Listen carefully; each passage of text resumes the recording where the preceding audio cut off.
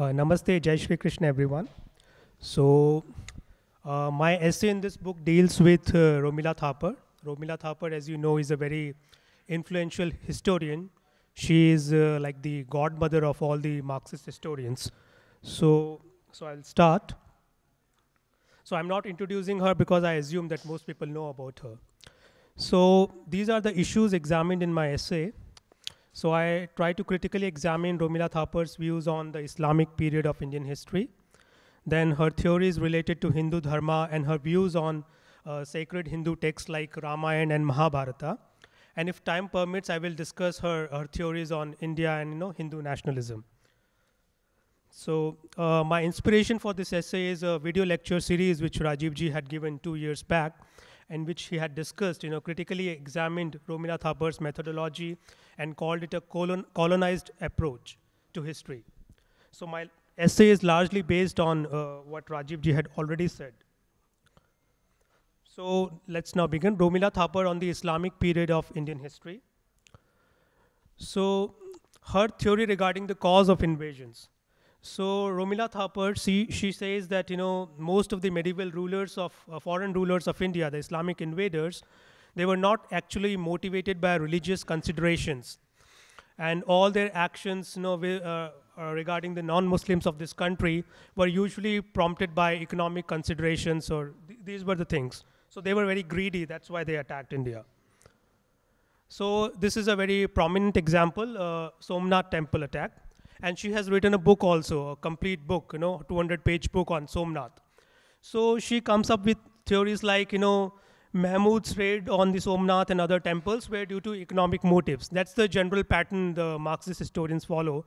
They try to see it, everything through class struggle, economic class struggle. So she says that his greed for gold was insatiable, so that is why he attacked, some kind of psychoanalysis she has done of Mahmud Ghazni. So now then she says that, this is one thing. First of all, she says that, he was very greedy, that is why he attacked Somnath temple. Then next, she says that, it was a very trivial matter. Hindus, did not even remember it, and some Hindu Raja, he gave a grant also to some Arab trader. So it was a very trivial matter. It was not a big deal. So, Hindus are just making a big deal out of it. It doesn't matter at all. And then she, comes up, she tries to suggest that, maybe the attack even never happened at all. I mean, Hindus just made it up. So these are the three things she says in her book, Somnath, on Somnath temple attack. Now I will just quote a few interesting quotations by her. So she says the raid of Mahmud could not have been forgotten 200 years after the event if it had been as traumatic as it is currently said to be. And then she says, she's saying that it might not have happened. So this is she's trying to suggest this thing, and she is very clever. She never says anything directly. She will give you hints like these, and try to insinuate that this might be the case. So she is not based on facts. She will just give you hints. This could be the case. This could be the case, and that's it. Then she says that no mention is made of Mahmud's attack on the Somnath temple, which is strange, given the statement that the temple had deteriorated and needed renovation. This is puzzling for her. She says this is puzzling as there are occasional references to the breaking of temples. Or was the looting of temple not such an extraordinary event, given that some Hindu rulers also attacked temples of those they had conquered? And she's trying to suggest that it was very common. Hindu kings also used to do that. So Mahmud was just doing the same thing. It was not something different. So this is from her book. I have quoted. Now let us come to the facts. Now in this text, Ibn al-Athir, he's a Muslim historian of 1230 CE, so quite 100 years after Mahmud's raid. So he says then when Yaminud-Dawla, so that's how he addresses Sultan Mahmud, was gaining victories and demolishing temples in India, the Hindus said that Somnath was displeased with these idols, and that if it had been satisfied with them, no one could have destroyed or injured them. When Yaminud-Dawla heard this, he resolved upon making a campaign to destroy this idol. So basically, you know, Mahmud attacked, you know, because he was told that, you know, Shiv ji ki jo ye Somnath Mandir hai, it's very powerful, you know. So he said, no, no, my God is more powerful. That is why I'll destroy. I'll show it to you by destroying this temple. So this was the reason, you know, it's mentioned in this text by a Muslim historian of that period. Yeah. So Romila Thapar, she says that, you know, there are no contemporaneous account of Mahmud's attack, but there are. I mean, that is not no, factual. So like this poet Dhanpal in his Apabhramsh poem, which was the earlier version of Hindi, Apabhramsh, Satya Purya Shri Mahavir Utsaha. So he states that Anhilwad, Sorat and Someshwar, so Someshwar was the earlier name of Somnath, were looted by Turks. So it's a you know, 12th century text. Then in the 14th century Jain text, Vivid Tirth Kalpa, it's written that by Jina Prabhasuri, that looting of, he mentions looting of Gurjar country, which again means Gujarat, by Ghaznavi, Mahmud of Ghazni. So there are textual references, you know, in the Hindu and Jain text that, you know, this Somnath temple was attacked. Then the second thing, she says that Hindu culture flourished, you know, during the Turkish and Mughal rule. So these are some of the quotations. Far from being victimized, Hindu culture flourished along with other cultures in these centuries.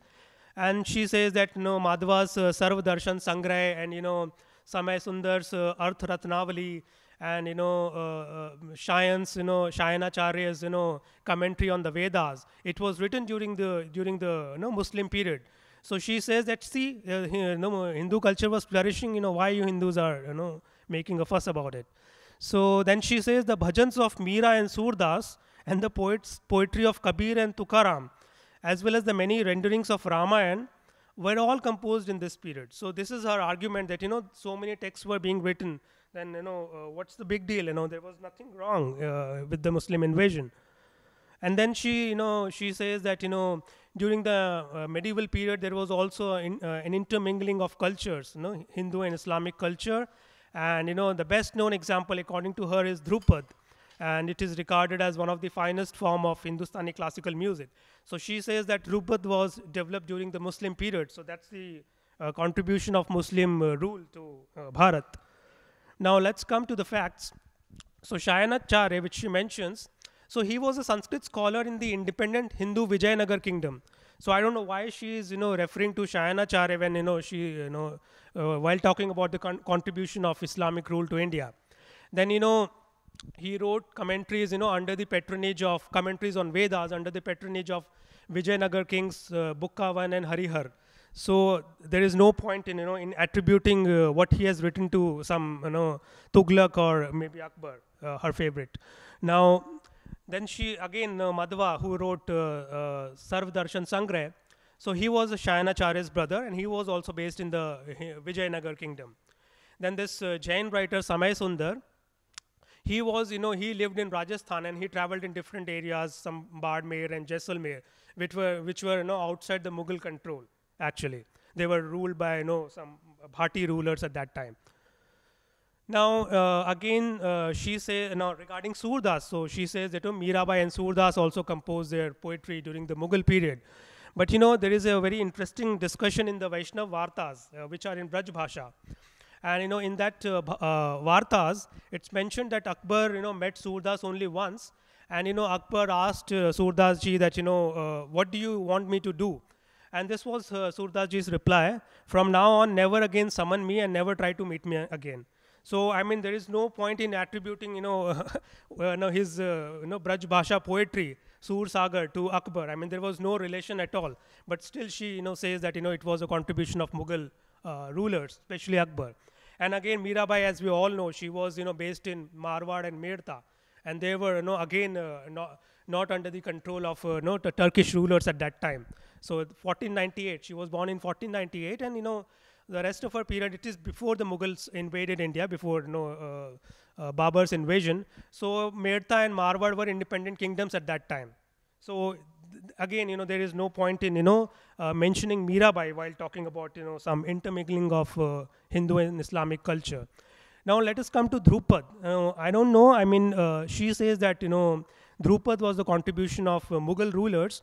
But Dhrupad is a very ancient form of Hindustani classical music, and it is the successor of Prabandhagan, and it was between 11th and 13th century. It enjoyed great popularity, and she never mentions about Raja Man Singh Tomar of Gwalior, who was the I think the most important person who should be mentioned when talking about Dhrupad, but not many people know about him. And the legendary musician Tansen, actually he was at the court of Raja Man Singh Tomar, and when Akbar attacked Gwalior and captured it, then he took Tansen also with him. So Tansen was already an accomplished musician and a Dhrupad singer before the Mughal time.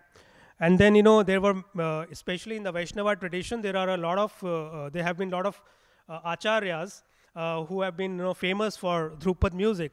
So I mentioned some names: Sril Jeev Goswami Raghunath Das from the Gaudiya Vaishnava Sampradaya, and there was Swami Haridas also, who was the acharya of Tansen. So these were, and Vrindavan was a very prominent seat of Hindustani classical music, even much before the Mughal or Turkish invasion. So there is no point in saying that Dhrupad was something which came up suddenly due to Akbar or some Mughal ruler. That's not factual at all. It's totally incorrect. Now let's come to the what Mughal rulers were actually doing. So contrary to Thapar's claims, the Muslim rulers, instead of patronizing Hindu scholarship in Sanskrit or other vernacular languages, they were patronizing Persian. So there is an interesting quote, Amir Khusro. I mean, I'm sure everyone knows about him, and he was a very important person because he was close to 6 successive sultans during the Turkish rule. And he, in one of his works, Nuh Sipir, written in 1318, he says that Arabic is the knowledge of learning, Turkey is art, Persian is sweet, and all other languages are bad and worth nothing. So this is his opinion on other languages. So he likes only Turkey and Persian and Arabic, and he doesn't mention Sanskrit or Avdi or Braj Bhasha or Apabhramsh. So, and then Akbar, Akbar is, generally he is mentioned again and again that, he was, during his time, a lot of fusion happened, and, he was very tolerant, and all these things are mentioned about him. But, Akbar was the first actually ruler, Muslim ruler, who formally institute a position of Malik Ush Shuara. So it's a Persian term, and it means poet laureate at the court. And this was to be awarded only to a Persian poet only. So, and Akbar was patronizing Persian. I mean, there is no mention of Sanskrit as such. And then he also made Persian the official language of administration at all levels. And because of that, learning and knowledge and high culture began to be associated with Persian. तो अगर आप Persian बोलते हैं तो आपको बहुत अच्छा समझा जाता था. And if you are speaking Sanskrit or some Braj Bhasha, then you are some Gamar kind of person who doesn't know, some bumpkin. So now let's come to Romila Thapar's views on Hinduism and Hindu epics. That's interesting actually. So she has coined these terms. I don't know what exactly, she has not clearly specified what does she mean by these terms. So she says Vedic Brahmanism, that's one term, and Puranic Hinduism. So she says, Vedic Brahmanism is the evil thing. In her view, it propagated the use of Sanskrit through elaborate rituals. Ye Karma Kandi, all these people were, Vedic, where they were, following Vedic Brahmanism. And then Vedic Brahmanism, when it infiltrated, it went and tried to digest all the other, indigenous cultures, then Puranic Hinduism emerged out of it. So Puranic Hinduism is a kind of compromise between Vedic Brahmanism and the local indigenous cultures of India, the tribal cultures, as she says. And Thapar believes that, deities like Shiv and Vishnu were earlier marginal. Koi inko janta bhi nahi tha, who are these Shiv and Vishnu. And then suddenly, because of this, process of assimilation, they became, prominent. And this thing happened, this transformation happened between the Gupta period and the first millennium CE. I've kept this thing in bold because these dates are very important. So before the Gupta period, no one knew about Shiv and Vishnu. According to her, they were just marginal. Some people in some remote corner might be worshipping them. But after that, suddenly, at the end of first millennium these became very prominent deities. So now let's come to the facts. Now, so Romila Thapar has this theory that if in the Vedas there are a large number of hymns dedicated to Indra, then it means that Indra must be the most prominent deity. So it's directly proportional to the number of hymns. The importance is directly proportional to the number of hymns. So maybe she has counted that the number of hymns for Indra are too many. So Indra is most important, and then Shiva and Vishnu, they are not that prominently featured in the Vedas, so they must be marginal, which is not correct actually as per the traditional way of looking at Vedas. But yeah, so this is what I mentioned. The larger the number of hymns to a deity in the Vedas does not necessarily imply that the deity is more important. Now, Taittiriya Aranyak of the Krishna Yajurved, it says that, and the Purush Sukta of the Rig Veda. So basically, in Purush Sukta, Supreme Being, the Purush, is equated with Virat Purush, is equated with Vishnu. So it's not that these are not mentioned by. If it is equated with the Supreme Being, I mean, how important could it get? I mean, what exactly should we ask for to judge the importance of some deity? And then if you look into Shetashvatara Upanishad, so it's all about it equates the ultimate highest reality with Rudra or Shiv. So it's not that these deities are mentioned, and they are mentioned very prominently. They are the ultimate reality if you look into the Vedic literature. And now these are the textual evidences. We also have numismatic and archaeological evidence to show that before the Gupta period, Shiv and Vishnu and Krishna, they were very prominent. So like even prior to the Gupta period, this Indo-Scythian ruler Maus, I think it's a distortion of Mahesh, who ruled because they called themselves Maheshwara. Maheshwara means worshippers of Mahesh, Shivji. So in 1st century BC, he issued several coins. I will show the images also with Lord Shiva's image on them. And then Shak and Kushan rulers, they are very famous. They issued a lot of gold coins with images of Shivji and Ma Parvati and Nandi. So there are so many coins from 1st century BC, from 2nd century BC. So saying that these deities became prominent after Gupta period or somewhere around from 400 AD to 1000 AD. So that's totally incorrect, not factual. And there is also a temple of Shunga period temple. So I have mentioned dates which these historians use. I actually don't agree with these dates, but I've used them because I want to I'm doing a Purva Paksha, so I should use what she thinks. So I've used the dates which she uses. So these are not my dates. So we have during the Shunga period, there is currently a temple in Andhra, Parshurameshwar temple, and it has a huge Shivalingam, and it belongs to 1st century BC. So Shiv was worshipped, and it could be even older. That this is the date suggested by her. So she is contradicting herself, because she's saying that they became prominent only after first millennium. So these are the coins, showing Shiva, and you can see Nandi also, and you can see the trident also. And these are the Kushan coins. Then this is the Gudimalam Shivlingam, which I am talking about, and this is from 1st century BC.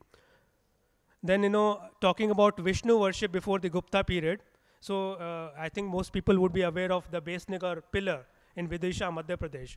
So it is basically some Bhagavad worshipper called Heliodorus. He was a Greek actually, and there is at the Besnagar they also excavated, and they found the foundations of a Vishnu temple also, and that pillar is actually Garud Dhwaj, which was always near the Vishnu temple. And then there are torsos and idols of Lord Vishnu from 2nd century BC which have been found. And there is also a coin by a Kushan ruler, a seal, a Niccolo seal by a Kushan ruler Huvishk, and which was there was this British archaeologist Alexander Cunningham. So and that Niccolo seal shows God Vishnu holding his Gada, Chakra, and other Shankh and Padma. So this is the Besnagar pillar belonging to the Shunga period. And this is the Niccolo seal. As you can see, that wheel is actually Chakra, representation of Chakra, and you can see conch and shell also, if you look closely. And that person, standing in submission is the Kushan ruler. So again, these were prominent deities even before the Gupta period. So she's not factually correct when she says that, their worship became prominent during, after the first millennium CE. Then, Varaha worship. So that's very interesting. She says that, ये Varaha worship to Central India में जो tribals थे, they used to worship Varaha, and then, Vedic Brahmanism appropriated it and, and made him an incarnation of Bhagwan Vishnu. And, but again, this is, and this happened after 6th century CE. And it was a compromise between the tribal cults of Central India and the Puranic religion. But you again, if you see Taittiriya Aranyak, you will find references to Varaha avatar. And, there are sculptures also, and there are images discovered, Varaha holding Bhumi Devi. So, and which are, these texts are thousands of years older than 6th century CE, as per her own estimates. So, again, there is a contradiction in what she says. She is saying that, this became prominent only in 6th century CE, but there are references to Varaha, and not just minor references. They are very prominently mentioned, and they are even, considered avatar of Vishnu. So it was not something, concocted later on by some, evil Brahmins. Then, she again claims that, so there was this, some goddess she has found, Ardosho. So this goddess Ardosho, it was, adopted as Shri or Lakshmi. So Lakshmi ki bhi hum puja nahi karte the. It was adopted by some foreign goddess Ardosho during the Kushan period of 1st and 2nd century CE.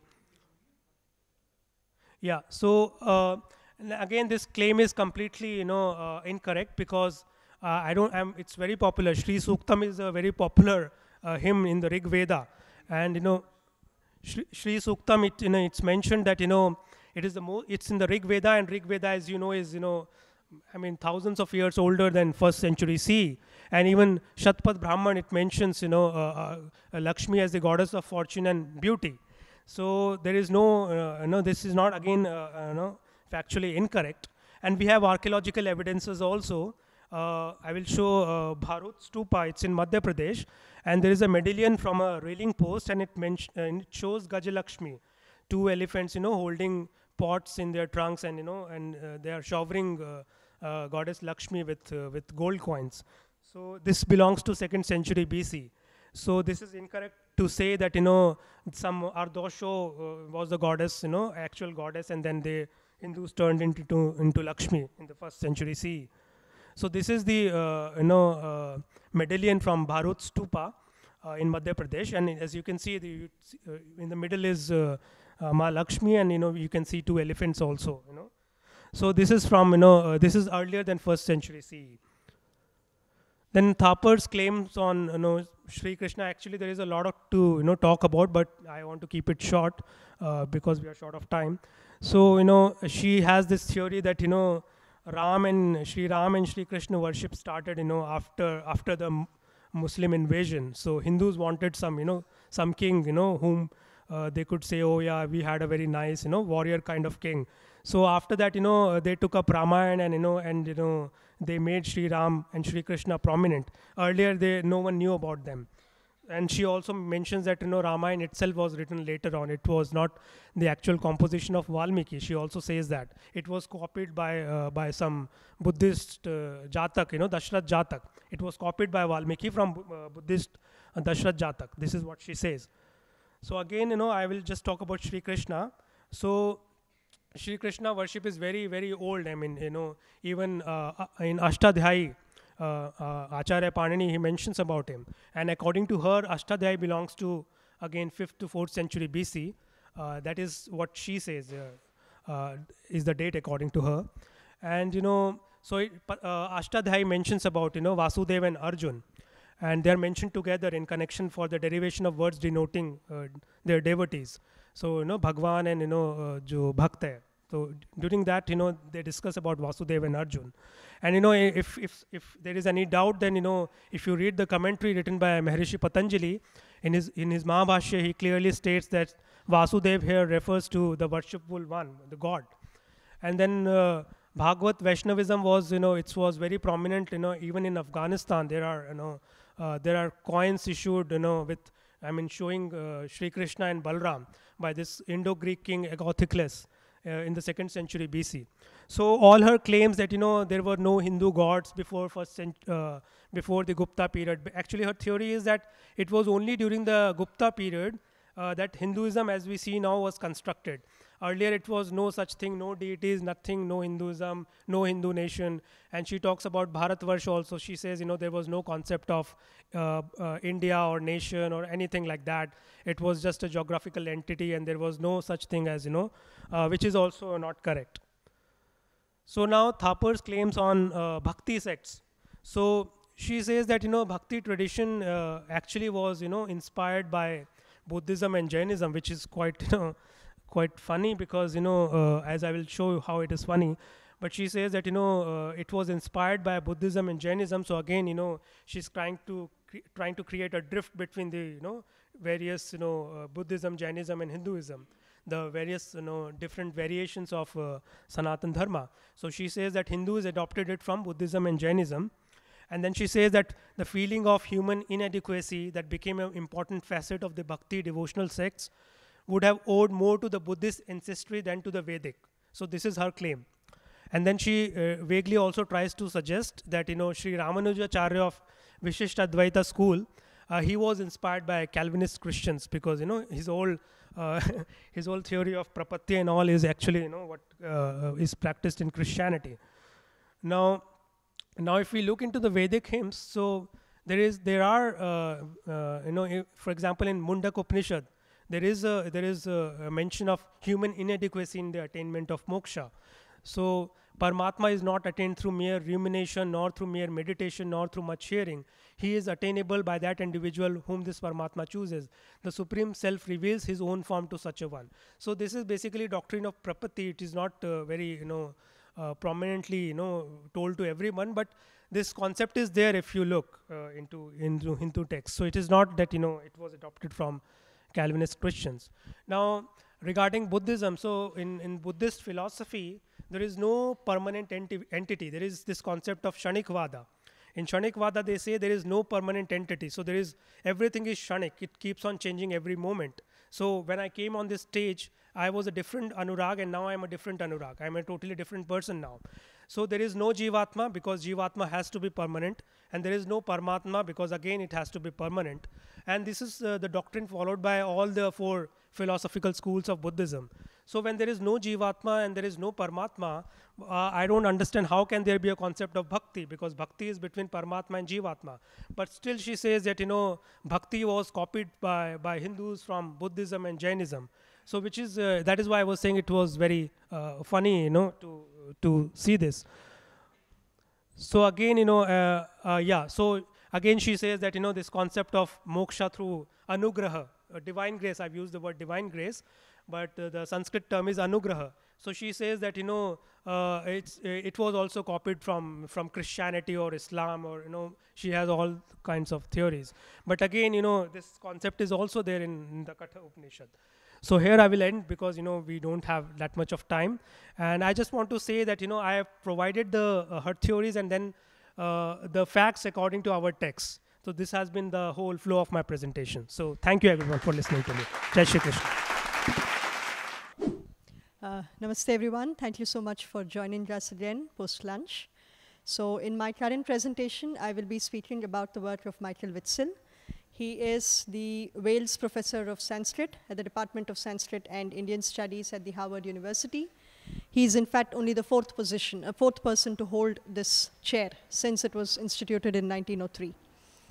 So now, Witzel is a very important Indologist whose work has spanned decades, and he's been the editor of very important series, including the Law of Code of Vishnu and so on. His repertoire has included him being the editor of some very important series as well. And the Aryan Invasion / migration issue has been one of his major theories. So I will be presenting some of his main points and refuting the same with archaeological and linguistic evidence. Witzel has also written a lot on Vedic Hinduism, so I will be considering some of his main points from there. Then, of course, there is this notorious petition he was a part of, where he prevented a few Hindu origin and Hindu Americans from taking control of the narrative that was printed about Hinduism in the grade 6th textbooks of the California public schools. So I discuss some of that as well, and then present my conclusions. So if we look at the main model of Witzel for his Aryan invasion / migration, what he essentially believes is that a group of pastoral tribes from the steppes, who were already a part of an Aryan civilization, rode through the mountainous terrains of places like Iran, Afghanistan, and present-day northern India on horse chariots, and arrived to terrorize the local population who then existed. Throughout this journey, apparently, they must have mixed with the local population and became racially intermingled over a few generations, and finally reached modern North India.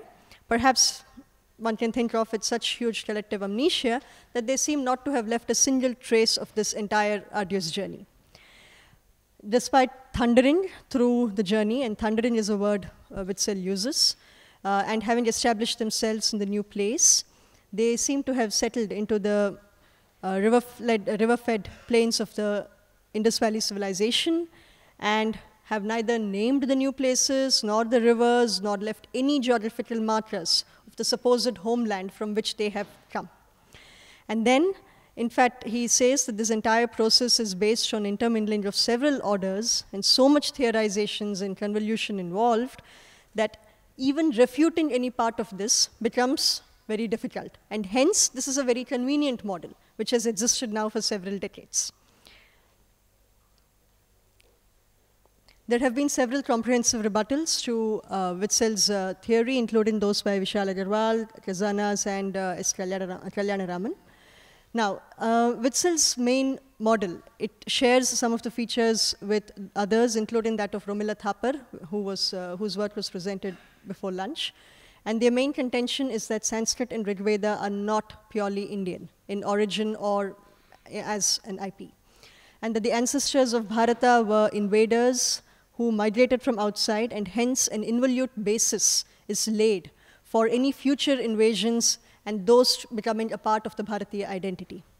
There is, of course, also the relegation of Sanskrit sources, commentaries, and historical records of the traditional corpus. These have been relegated to secondary or sometimes even non-existent sources, so that only and primacy has been accorded to that such as Iranian or Greek records, even when the quality of that evidence has been much more poor. And thus, the Indian sources have been subject to a standard of quality control which has not been given to that of non-Indian sources. To understand more in detail about the states and what is involved, I would refer to the other paper. Now I consider particulars from Witzel's work. So if we consider even in 2019, so this is not some very old work, but even in 2019, when Witzel is writing in Beyond the Flight of the Falcon, he says, considering the term Uparisyena, Uparisyena actually in Sanskrit means beyond the scope of eagle, and that is actually the designation of the Hindu Kush Mountains. Witzel uses something as innocuous as this word to read an arrow of direction of supposed migrants into India. No further explanation is offered, just this word. This is how he operates. Further, if we consider the archaeological evidence which is there, Witzel admits that the term Aryan is neither a racial one nor a linguistic one. This is important to realize because there is no such term as Aryan or Dravidian in the way that we use today in any of our traditional corpus. What he fails to mention, though, is that there is a whole colonial project behind these two terms, and this has been documented and studied by several people. He also, of course, even in 2019, he cherry-picks his data and omits the archaeological research, for instance, on the Saraswati paleo-channels, right, and what this impact has on the entire theory or even on the chronology of ancient India. Witzel gives 1300 BC as the period of the Rig Veda, when in fact 1900 BCE would be the terminus antiquum for the Mahabharata itself.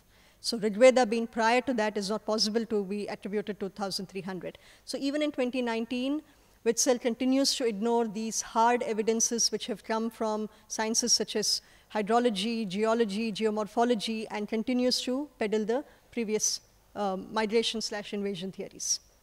For more details on these two, on the chronology of these, I would refer to my previous papers. The next contentious issues, and in fact one which has been flogged to death, if one can say, is that of the horse. Now, the main contention in this AI/M theory is that the domesticated horse, as we know, and the Indo-European language, were introduced into India in the Indus Valley Civilization area by those who invaded and migrated from the supposed steppes.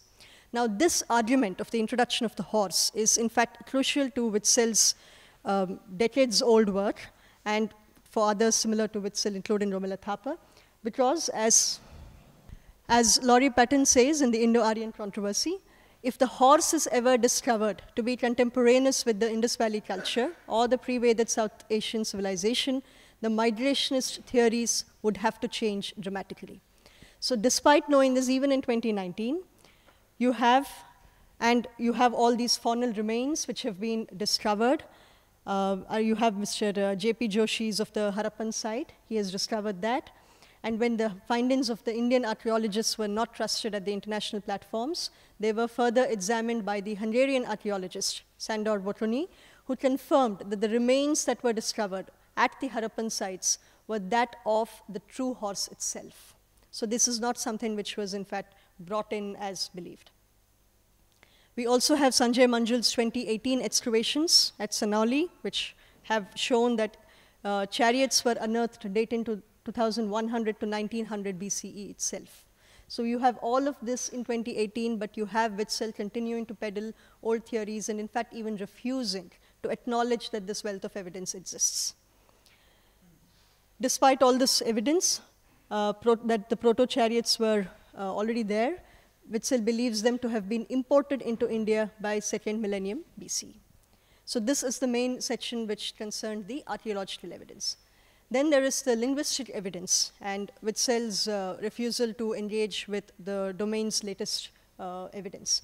Now, we are aware of comparative linguistics, and I'm not going to go deep into that. Comparative linguistics is when you consider the relationships and correspondences between two or more languages with the intention of trying to find a common ancestral language, right? So for instance, in the Indo-European case, they come up with the construct of the Indo-European because they believe it has to be a proto-Indo-European, which was brought into into the present-day Bharata territory from outsiders. So there is the hunt for this PIE. Now, this comparative linguistics in today's age has been shown to be a highly problematic field, which is riddled with circularity and a lot of fallacies. There are previous papers of mine to which one can refer for the details. But Witzel, on the other hand, believes that even though this is not a hard science, he accords primacy to the associations that one comes up with from comparative linguistics, more than that over any hard sciences like archaeology. So Witzel continues to believe that speakers of a proto-Indo-Iranian language, right, who lived apparently in the steppes or in Russia, they are the ones who finally came into present-day India and left behind loan words in their trail. Now, another question which we need to remember is, even if one were to admit or consider that, yes, there may have been some loan words, the question always comes down to, why should the arrow of direction always be into India? Why can't it be the other way? There is no such consideration as well. Now, in order to think that there should be some loan words and there should have been this linguistic evidence which can be considered as the basis, Witzel, in fact, studies a few of these, and the sad reality is that there is no such evidence. And when you have no evidence, the natural thing to do is to admit that the thesis itself with which you began is to be questioned. Instead, what Witzel does is that he sets aside that and continues to believe that it was the Iranians who simply changed some of their names in their local areas, and it is they who must have brought the same even into India. So he's refusing to even admit the evidence. Witzel also uses certain other vague material to believe that they are evidence. For instance, the Agnihotra ritual. Now, this Witzel introduces this as a sun spell and something which was done by the Iranians first, which is not really true. I mean, all cultures have elements of worship in the natural elements, but there is no one-on-one mapping between even the two of them. So Witzel does not admit that. Now, when he has not been able to find any evidences to back his theory, what Witzel has instead done is he has, in some cases, even invented the evidence. So this is a situation where Witzel mistranslated a verse from the Baudhayana Shrauta Sutra to make it appear that there was indeed a migration. So he has actually mistranslated a verse. When this was pointed out to him, and by other senior scholars, including Konrad Elst, who pointed out that the manner in which Witzel had split the term to indicate that there was a migration was not actually the way in which it had to be done, he refused to acknowledge that. In fact, he went ahead to the point of saying that this is one of the few places where Elst may have been right. So there's a condescension. Instead of admitting that he has mistranslated it, he has just said, okay, this is one of the strange occurrences when somebody else may have been right, and he continues to believe the same thing. Apart from this section, Witzel has also worked on a lot of texts, translating very important Sanskrit texts into English under his editorship, and in the process, he has written extensively on Vedic Hinduism. I am considering in my book particularly a few words, the one especially where he's written with Stephanie Jameson. Witzel and Jameson both date the Vedic period to 1500 to 500 BCE. And then again, the reason they have chosen this range is because their lower limit is directed by Beshart's influential work on dating the Gautama Buddha. Now, why is this problematic? Why is dating Buddha problematic? Is an entire chronological enterprise by the British as a very important colonial project, so which is beyond the scope of this theory, but the paper referred here has them. Further, Witzel, similar to Romila Thapar that we saw in the previous section, uses Vedic Hinduism as something which is very apparently different from what we call as Hinduism today. So they try to create these differences. They admit that there are, of course, many surprising continuities, but they do not want to look at any picture which shows an unbroken lineage or an unbroken tradition over the past 5,000 plus years.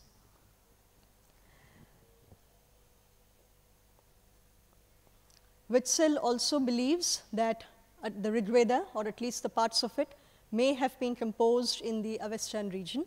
So again, this is what I was referring to earlier when I said the states involved with some of these theorizations is that the central corpus of the Hindu texts are not indigenous to us. That is one of the important consequences which comes out. Witzel also says that the approach of scholars and our gurus such as Adi Shankaracharya's on interpretation of the Upanishads was wrong from the point of view of the development of the Indian thought. And when pushed and challenged, he offers actually no explanation. His response is to not even consider the pushback which he has received. Witzel also makes a comparison between several practices which are core to Hindu texts, as I mentioned earlier, like for instance the Agnihotra ritual. And he tries to draw parallels between them and Iranian words, while always using the Iranian words as the standards to which, even though they are actually a lot more poorly described and poorly retained, they are apparently the originals, and what we have in India being something that is inherited. Another important feature of Witzel, which I'm sure even Bachiji may touch upon, is the manner in which he rebuts or responds to those who challenge his work. For instance, V. Swaminathan, when he called out some of the translations and words of Witzel against Panini and Sayanacharya, was he was responded with extremely rude and abusive language, but nothing basic was considered. I will now come to the next section, which is Witzel's petition. So the California public schools in the grade 6, they use different textbooks from different publishers, and Hindu origin parents as well as Americans with Hindu background noticed that their children were learning the following as some of the main texts of Hinduism which were being taught. That is, the Vedas describe Aryan victories during their invasion of India, which is factually incorrect. Then you have page 169 of the Holt Basic Reading series, which claims that the Ramayana was written later than Mahabharata, which is again false. Then you have another book by the Harcourt School publishers, which claims that Hindi is written with the Arabic alphabet using 18 letters, when it's actually written with Devanagari. Similarly, they had other statements that the monkey-trained Hanuman loved Rama so much that it is said that he is present every time when Ramayana is told. So look around, do you see any monkeys? These were the kind of things which were being taught to grade 6 students in the California public schools. So you had the parents protest, and they applied to have some of this basic errors, factual inconsistencies to be corrected, and they challenged the system. And what should have been a matter purely between Indian Americans and Hindus whose heritage was at stake, and the California board, and the interaction between the two, instead you have Witzel, who thundered into this picture along with other scholars, and said that these changes should not be implemented. That is, corrections should not be carried out. So he led a group of 150 scholars. He says scholars, but in fact some of them were people who were specializing in road transportation, and they had nothing to do with Hinduism or with the scholarly aspects of it. All of these people challenged the changing of the texts. Then you had the meeting in which CSB asked both the sides to present their matter, and this entire episode, I've given the details over here. So Witzel believed that murtis of Hindu gods should still be called statues. He objected to them being called even murtis. He said that when called out that Ramayana cannot be shown to have occurred later than Mahabharata, he goes on to say who in the 6th grade should care about these things. So he doesn't want any of the changes to be carried out. So I have documented this episode as well in the paper. And in the interest of time, I will now summarize the main points. So Witzel's work, many people have called out some of the inaccuracies and have provided very systematic rebuttals to him. In fact, there's one excellent one by Bhagwan Singh, who is the author of the Vedic Harappans, who has shown in how little Witzel actually knows about the material he claims expertise in. I think future work in studying Witzel's material should involve using Sanskrit non-translatable lens, and this is in fact something which should be used for the whole range of scholars, including Romila Thapar and so on, to see how, if one uses the lens of S&T, how all of their translations, how all of their interpretations would be absolutely wrong. So that is something which can be done further. Witzel's work also is there in mythology, which has very racist overtones, and that also needs to be studied. So if there are any questions, I'll take it after Bachiji has spoken, and I'll conclude my presentation now. Thank you.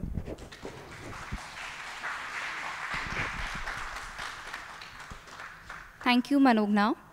Now I would like to request Major General Bakshi, retired Indian Army veteran, an author, to add his comments of the presentation of Manogna and Anurag. So please.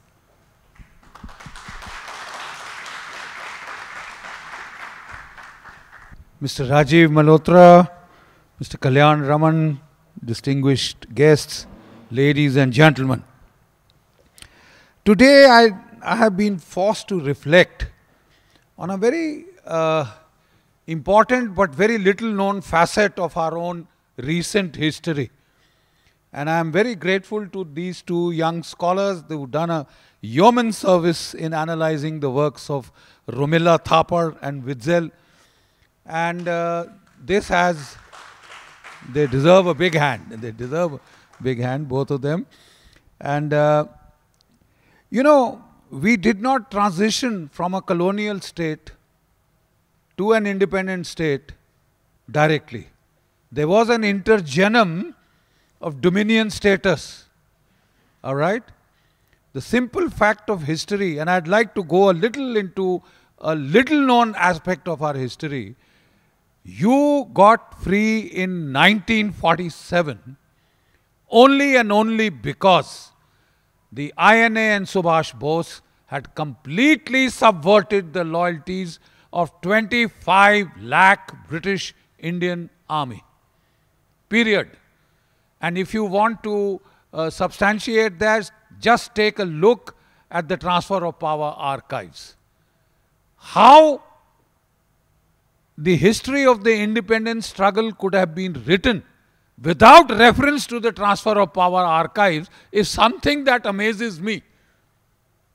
But it has been done. So the truth is that INA and Netaji got you freedom, but power was handed over to an Anglophile elite led by Nehru. And he appoints the first Governor General, Lord Louis Mountbatten.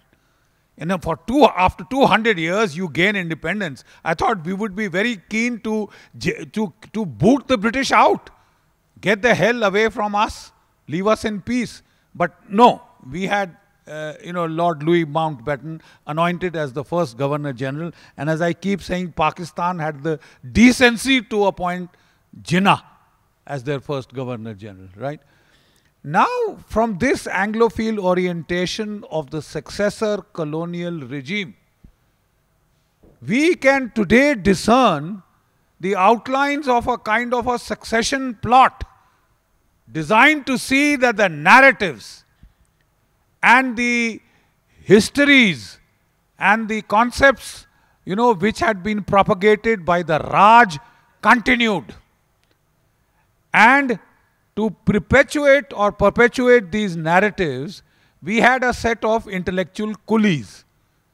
We had a set of so-called leftist liberal historians whose bounden mission was to see that not one word of the narratives propounded by the Raj were changed by any, now I don't want to get abusive, but any brown ass people later.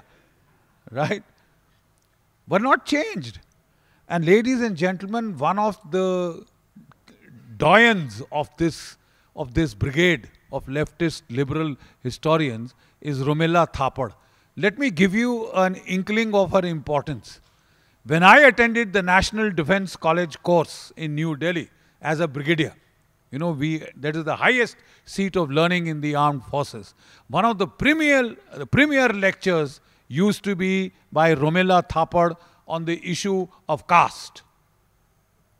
It was her duty to inculcate into the Indian senior military and a lot of police officers, intelligence officers, DRDO, many other allied organizations come there and attend that one-year-long course. To sort of mold their minds into a narrative. In the fashioning of a so-called secular state in India, there was a design. And, behind one of the architect queens of this design is this Romila Thapar lady, right? And two anchor premises that she took from the British era or the colonial dispensation was one, that there was never ever a state called India. It was a gift of the British Empire. They united you. They got you together. And, there is that imperial justice theory which the British used to justify their rule in India. What was this imperial justice theory? The imperial justice theory said the Indians are such a fractious, squabbling, fighting lot amongst themselves, a cauldron of races, castes, creeds, languages, ethnicities, that they can never, rule themselves. They can never operate freely. Any Indian who's selected will never be able to rise above his caste loyalties, sub-identities, to be able to have a pan-India view, and therefore India needs foreign rule if there is to be the rule of law and justice. And the Mughals gave it to us first, and then the British came onto the scene to gift us, nationhood, etc. This kind of arrant nonsense. And then she went on, one of the prime, and I think it is a very nefarious role. I'm sorry. It is an extremely nefarious role to construct a so-called secular state in India. One of the primary planks was in a democratic dispensation, 80% of the country are Hindus. If you splinter them into a multiplicity of castes and creeds, then they lose their demographic relevance. They can never elect a government, which is, let us say, pro-Hindu in ethos. They will never be able to do that. And this is actually what was done. The British use caste as the primary fault line. Risley is the architect of the caste fault lines in India. Because after 1857, the British were shaken. How could this disparate country of these competing cauldron of castes, creeds, races, etc. come together to, launch a nationwide revolt against us? So they said, we'll see that it never happens again. So identify every fault line in the Indian body politic and make sure that you widen those cleavages. Right? And we have that taunt by Churchill. To talk of India as the basis of a nation state is as ridiculous as saying that the equator can be the basis of a nation state. The Madrasi, the Punjabi, the Tamil, the Maratha, the Assamese, what have they in common with one another? Nothing. We united them. You see, these are the narratives that a set of Indian intellectual coolies, as I think Rajiv very rightly calls them, it is disgraceful. And this breed was specifically created by the British, by Macaulay. Let me read out to you, he says, this British system of education, they severed the Indian educated classes from their cultural roots and reducing them to little more than mindless mimics of Western fashions and mores. There was a want of pride and want of faith in their own traditional culture and as the part of the upper classes of India. This sense of constitutional inferiority that seemed to have possessed the Indian. This is Benfield Havel, a Britisher writing on what he saw of the Indian intellectuals that had been created in the colonial period. So Romila Thapar et al. Are all inheritors of that Macaulay tradition which created clerks for the empire. Clerks for the empire. Mental coolies for the empire. And one of their tasks was to see that none of the British narratives were changed. So the concept of imperial justice was incorporated into the Indian constitution by calling it social justice. More than liberty, fraternity, equality. In a democratic constitution, our preamble begins with to give to ourselves justice, social. It is an echo hangover of imperial justice. Right? This was the job of Romila Thapar, which she did to excellence. She propounded the theory that there was no nation called India. There was never ever a nation called India. And I would like to remind her that every time any Hindu family sits down for any ritual, you start with an invocation of, of Jambu Dvipe, Bharat Khande.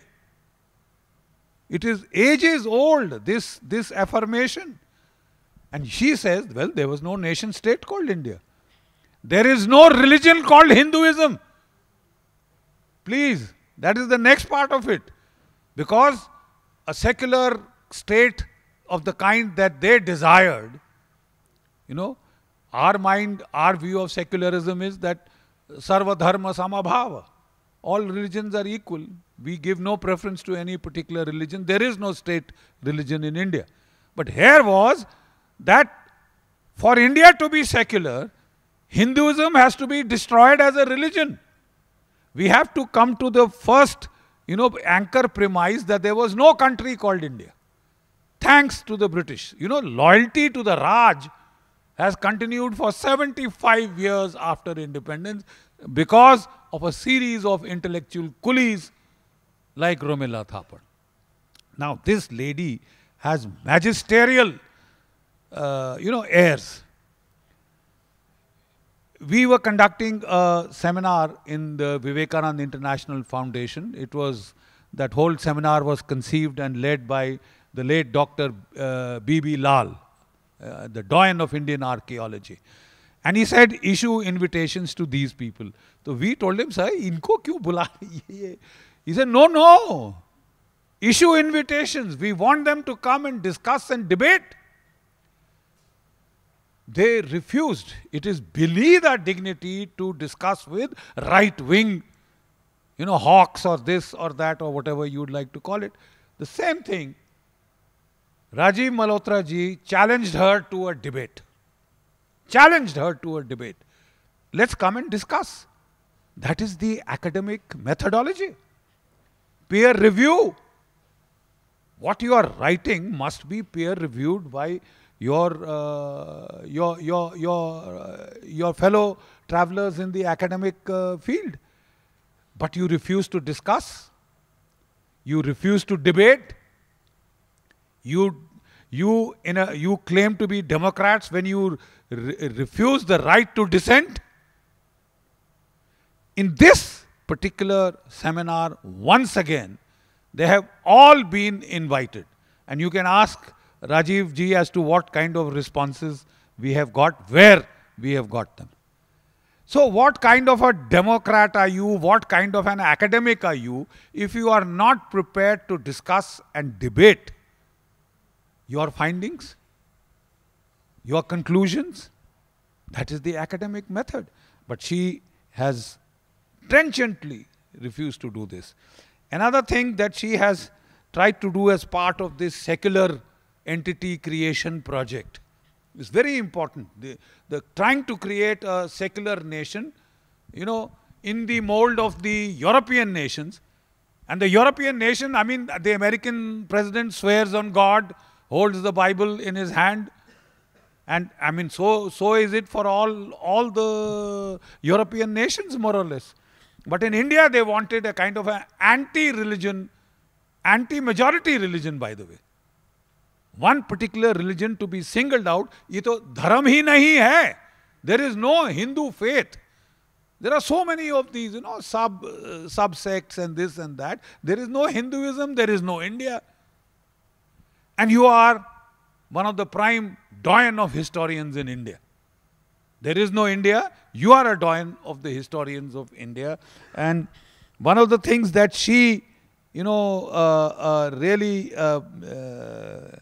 pioneered, history must not call to memory the dastardly crimes and atrocities and genocides of Indians, past Islamic rulers, because such recollections give rise to unhealthy trends which militate against the secular fabric of this country.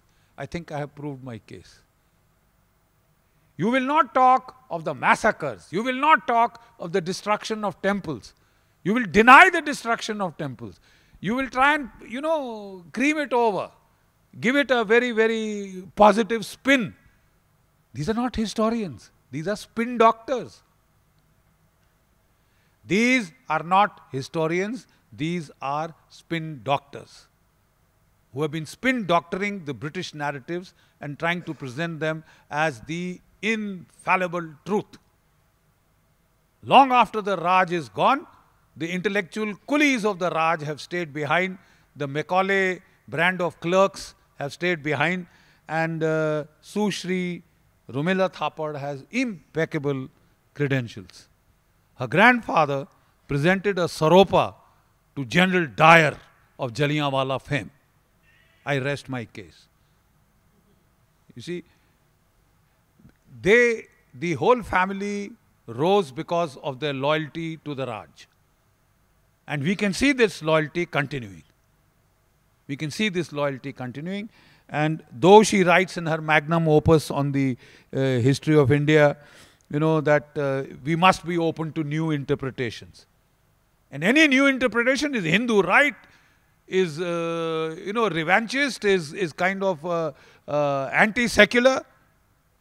The way she bristles that any other interpretation than what the British gave is what it is. And it was her prime duty to try and preserve the narratives of the Raj. The second part of this very same series is Michael Witzel, and the two of them have collaborated. Romila Thapar is a doyen of ancient Indian history. Any gentleman, any good friend of mine who has passed the IAS, IPS exam has had to read Romila Thapar, Irfan Habib, Aryan Sharma. You see? And therefore, a number of my bureaucrat friends, today, when we talk to them as to, look, why don't we base our history on empirical facts? We are not talking of the saffronization of history, sir. We are saying kindly base it on empirical fact, logic, and so much evidence that has piled up in various scientific fields like radio, carbon, dating. Max Muller said the Vedas were written in 1200 BCE. Period. It's an edict, it is a fatwa, you dare not change. And the trenchant way in which the leftist liberal historians have held on to this fatwa is amazing. And I will just tell you that Birhana on the Saraswati banks has been carbon dated to 8500 BP in the upper layers, 9500 years ago in the lower layers. Which is more scientific? Which is more accurate? Max Muller fatwa, back of the envelope calculation, or this one? But yet, Romila Thapar and her ilk have held on to Max Muller. And they said, dare you deviate? So, one of the key historical debates in this country is about the strategic direction of the so-called Indo-Aryan migration / invasion. Right? And Witzel is one of the prime votaries of the Aryan invasion theory. Prime votaries of the Aryan invasion theory, which was suggested, of course, by Maxwell, but then really souped up by Mortimer Wheeler, who accused Indra of genocide, of the slaughter of 100, Dravidian cities. Now, no historical evidence has ever been adduced for this slaughter. Show us the corpses. They haven't been able to show that. But the strategic direction debate continues. My point is, the Saraswati River, the historicity of this has been disputed by all the leftist liberal historians and the colonial historians. And Romila Thapar would have us believe it was a dirty nala called the Herexavati in Afghanistan, which came from some little pool somewhere and ended up in the dirt swamps.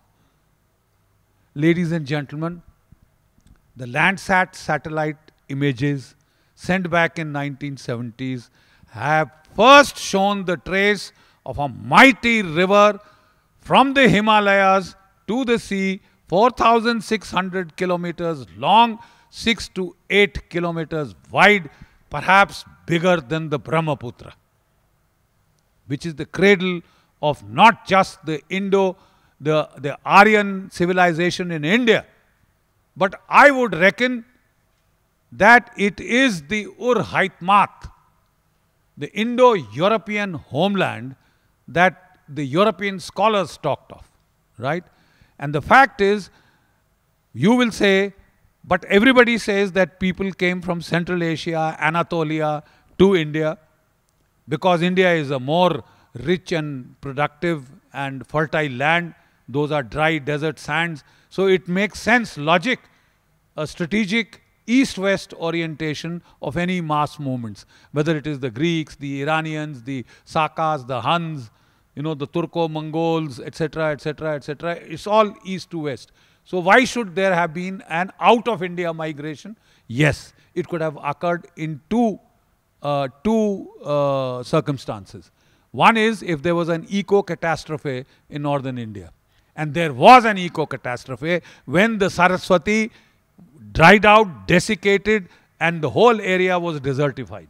What is Rajasthan today was so lush and green that there used to be rhinos there and tigers there, incidentally. So lush and green it was. It became a desert. Are you trying to tell me that mass migrations or invasions will take place into an area that has been desertified? What is more likely to happen? The people who are now thirsting for water will either migrate east towards Ganga, Yamuna, Doab, or they'll migrate westwards, Afghanistan, Iran, and out.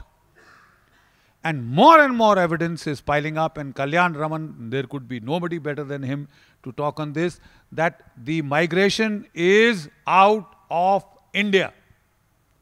Witzel, you know, connived to see that Bodhayan Shrauta Sutra on the movement of Amavasu.